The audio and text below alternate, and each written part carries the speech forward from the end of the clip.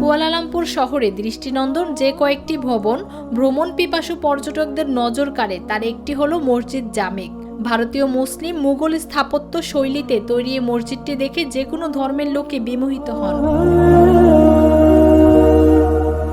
জাবা street এবং Malay street এলাকায় মালয় সম্প্রদায়ের জন্য কয়েকটি মসজিদ আগে বিদ্যমান ছিল, কিন্তু জামেক মসজিদটি কুয়ালালামপুরে নির্মিত প্রথম বড় মসজিদ। ব্রিটিশ স্থপতি এবি হাববেক ডিজাইন করেন এই দৃষ্টিনন্দন মসজিদটি, যিনি ইন্দো সারাসেনিক শৈলীতে মসজিদটির নকশা করেছিলেন।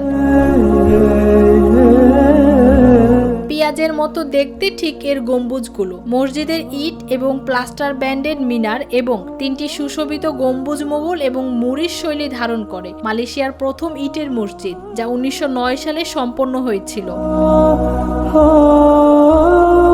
মসজিদটি নির্মাণে ব্যয় হয়েছে তৎকালীন $32,625, যার কিছু অংশ ব্রিটিশ ঔপনিবেশিক সরকারের অবদানে মালয় সম্প্রদায় দ্বারা অর্থায়ন করা হয়। মসজিদটি 1984 সালে সংস্কার করা হয়েছিল এবং নদীর নিকটবর্তী মিনারটি ইতিমধ্যেই ঢালু হওয়ায় এটির নিচের অংশটি পুনরায় তৈরি করা হয়েছিল। 23 জুন 2017 সালে সেলাঙ্গোরের সুলতান শরাফুদ্দিন ইদ্রিস শাহ তার পূর্বপুরুষ সেলাঙ্গোরের চতুর্থ সুলতান আব্দুল সামাদের নাম অনুসারে মসজিদটির নামকরণ করেন সুলতান আব্দুল সামাদ জামেক মসজিদ।